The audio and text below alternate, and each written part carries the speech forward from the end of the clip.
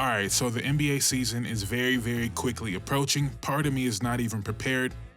Haven't done all the predictions videos, all that. But today I want to talk about what I believe are, whether you want to call it the biggest X factors, most important swing piece, whatever you want to call it, right?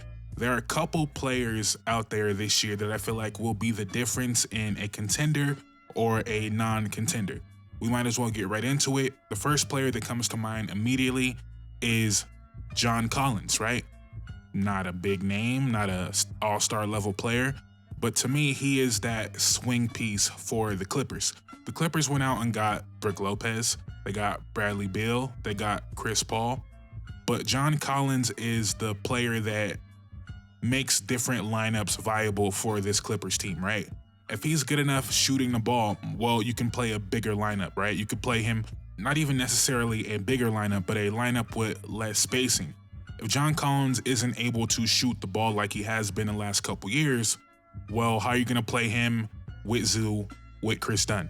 Chris Dunn, who was a huge part of their team last year. But if John Collins is shooting the ball well, it allows you to play a Chris Dunn. And maybe you don't have to play a Bradley Beal, right? But if John Collins isn't shooting the ball well, you're going to have more Bradley Beal for the spacing. And I'm not saying more Bradley Beal is a bad thing. I think Bill's probably going to have a very good year.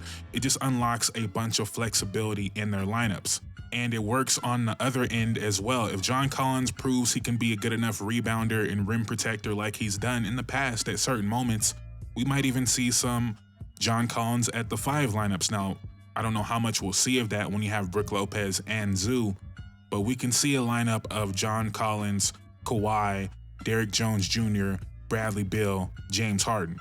That lineup could be amazing. That lineup could run teams out the gym if John Collins is as good as we think he might be. It's hard to tell, right? He had that year in Atlanta. It seemed like he was about to launch into all-star trajectory. That didn't really happen. He goes to Utah, is kind of in the abyss for a couple years, but he played very, very well in Utah.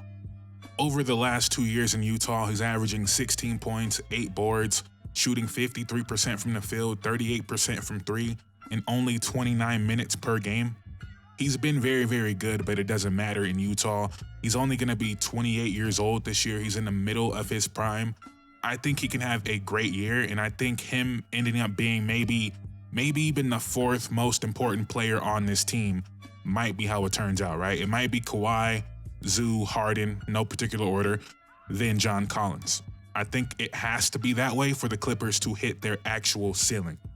Again, because it unlocks so many potential different lineups with John Collins at the 4, John Collins at the 3, John Collins at the 5, between Chris Dunn, Chris Paul, Bradley Beal. A lot of things get opened up if John Collins is as good as he's been the last couple years. Sticking in LA, let's go to the Lakers here, and a lot of people are going to point to DeAndre Ayton. I get that, of course, but I kind of feel like we know who DeAndre Ayton's going to be. He's probably going to give some effort this year. It's a contract year, all that, and he's just going to be a serviceable big. Maybe he has some nights where he looks like an all-star, but I think Ayton's going to be good next to Luka and LeBron. The more pressing one, the more unknown is Marcus Smart just washed? It's no secret that the Lakers are lacking on perimeter defense around Luka and LeBron. Marcus Smart, obviously former depoy. I'm not expecting him to be all defensive level, but can he be a starting level player? Could he be good enough to make you question if Austin Reeves should come off the bench? And then also the three-point shooting, which we know has always been not great with Marcus Smart, but he can have a streaky year. Could he have a streaky year this year? I don't want to focus on this one too much because it's really self-explanatory. If they have another perimeter defender, that makes their life a lot easier. But also the other ramifications of it, if Marcus Smart looks like a starting level player, all of a sudden you have $11 million in Gabe Vincent. You have $11 million in Maxi Kleber. You have $11 million in Jared Vanderbilt. That becomes a lot more tradable for you if you have a starting level Marcus Smart. And maybe you could package Gabe Vincent and a couple second-round picks and go get a legitimate backup center. Maybe you can go get a Robert Williams type for not that expensive, right? So Marcus Smart being good means those guys are more tradable, means the Lakers can end up being a better team down the line. I don't really think Marcus Smart's going to be that good just from what we've seen the last couple years, but wouldn't surprise me at all either if he does have a resurgence here. But obviously, Marcus Smart, very important to the flexibility of this Lakers team. Moving on, let's go out east and look at the Atlanta Hawks. And I think I mentioned this in a video recently, but Risacher, you look at this Hawks team, they got a lot of talent. Obviously led by Trae Young, got Porzingis, Okongwu coming off the bench maybe, starting, I don't know.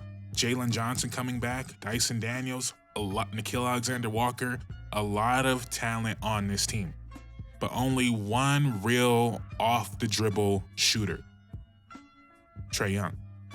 My question is, can Risacher become that a little bit? Not at all, I'm saying don't become Kevin Durant, but can he become an off-the-dribble shooter a little bit? During my draft analysis for Risacher, my draft day comparison for him was Chandler Parsons. Now, that sounds crazy for a #1 overall pick. We never really got to see what prime Chandler Parsons was going to look like, but I think that was a pretty fair comparison. And can he be the Chandler Parsons to Trae Young like Chandler Parsons was to James Harden, right? Chandler Parsons that last year with James Harden put up 16 points, 5 boards, 4 assists, shot 37% from 3. Can Risacher do that, a little bit? Can he be more of a creator? Because that's the only pitfall of this team. They need one other person that can make something happen off the dribble. Obviously, Jalen Johnson can do it a bit. Dyson Daniels could do it a bit. But can Risacher do it with his shooting? Can he be a 1 dribble, 2 dribble decision type of player? Because last year, all we really seen was standstill shots, which we love. But last year, 97% of his 3-point shots were assisted. That's an extreme number. Can he get some of those by himself? And if he can do that, I will believe in this Hawks team as a true contender. But if he can't, I think their offense will still be a little bit too limited to compete at the highest level.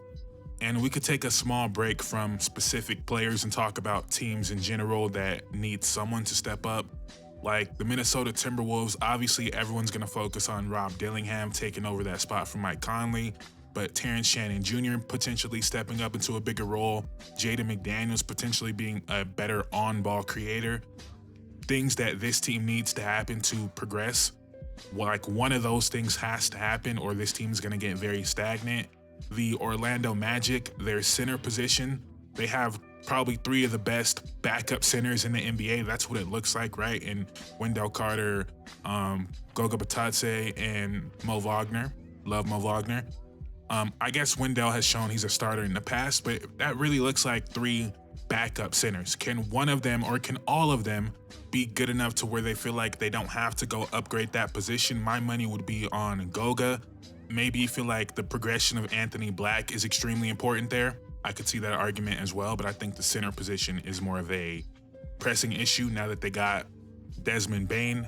He will handle some of those backup point guard responsibilities. I know he's not a point guard, but Desmond Bane, Jalen Suggs, Franz Wagner, Paolo, all of them have playmaking abilities that one of them is always going to be on the court. Probably 2 of them will always be on the court. So I'm not too worried about Anthony Black, but I get it if you are. The Houston Rockets, people are focusing on Reed Shepherd.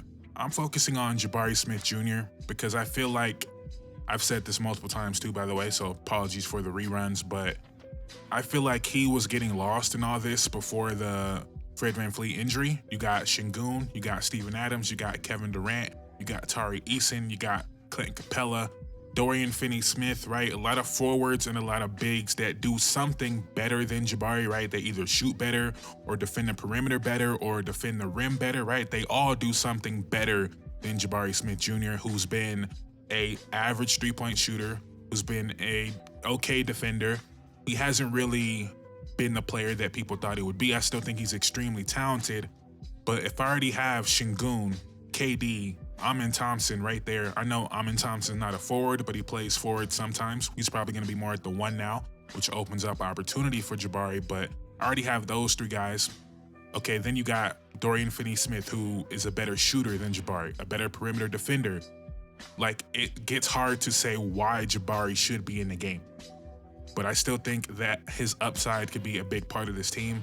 It's not really a swing piece per se. It's probably just me personally. I want to see what that looks like. So yeah, Jabari Smith Jr., Jonathan Kuminga, we've already talked about this a ton. I'll just reiterate that I feel like the 1+1 is a huge deal. And I explained this in my last Kuminga video, but I'm not sure I did it well. So I'll say it again and why I believe that this deal he took is the best possible outcome for each side, but more specifically for the Warriors. Because think about it, when you draft a player, right, and you have visions of this guy being one of your franchise pillars, you try to coach out some of the bad habits. You don't accept certain things that you know you're building toward this guy being the face of your team. This guy's gonna be here for 10, 15 years. You want to instill all the positive things inside of him. We don't want none of the bad habits, none of the negatives, right? That's how you feel about a player that you draft and you want him to be, again, facing a franchise one day. But when you sign him to this 1+1, it puts everything in a different light. He's no longer here for the future. He's now who he is. He's the flawed player he is. And you're not necessarily trying to coach out those flaws. You're trying to embrace the positives. So before, when Kuminga would make a mistake, Steve Kerr would be hot. That's not how we play basketball. We got to coach it out of you, right? Now Steve Kerr's not worried about the future of Kuminga. He's not worried about his future with Kuminga. So Kuminga's gonna make a mistake. Okay, he's gonna come back on the other end and get a dunk. You know, you're gonna live with the flaws more, right? And I said that in my last video. I just want to reiterate that and make it a little bit more clear. All that to say, I still believe Kuminga is in a very, very good position with shooting all around him. Think about it. Seth Curry just signed on this team. He has 3 of the greatest shooters of all time on his team. Steph Curry, Seth Curry, Buddy Hield.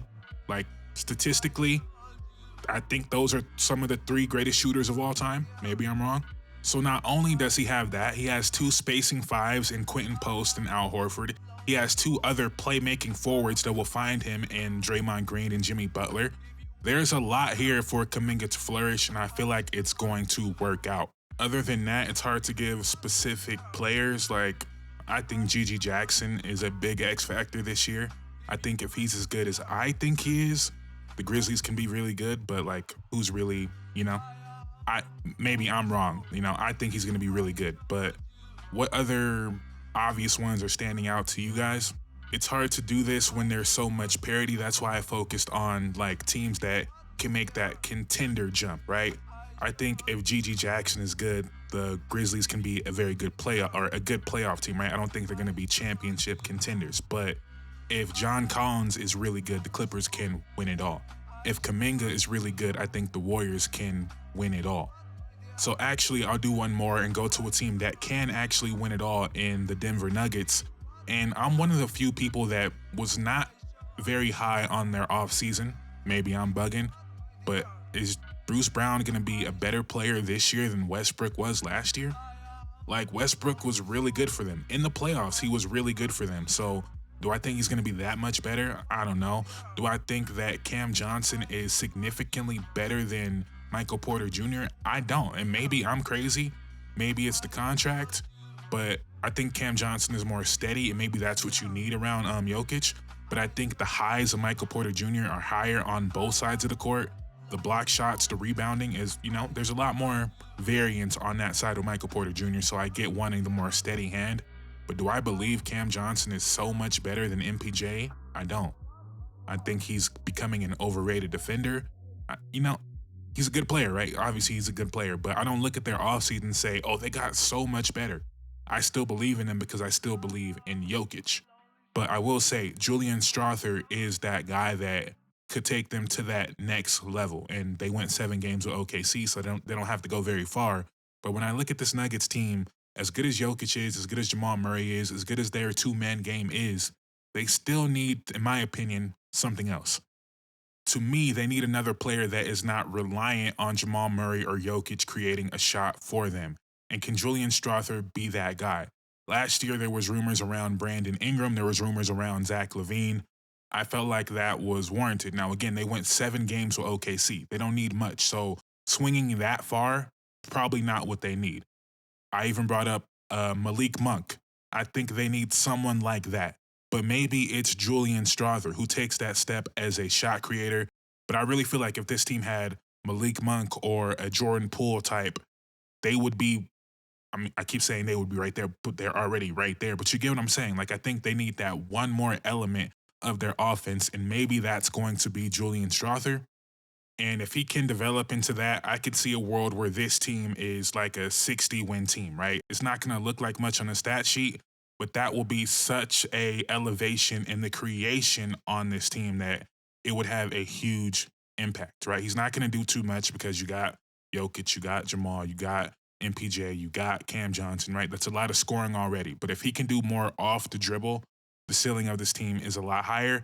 We'll leave it right there for now. Let me know what you guys think in the comments down below. Who did I miss out on? I'm sure I missed out on like an obvious player that can take a team to the next level. Maybe you guys want to talk about someone on the Pistons. I could see that. Someone on the Spurs, right? Maybe it's a Devin Vassell conversation. Let me know what you guys think in the comments down below. Please like, comment, subscribe. It will mean the world to me. Thank you guys so much for watching. I'm out. Peace.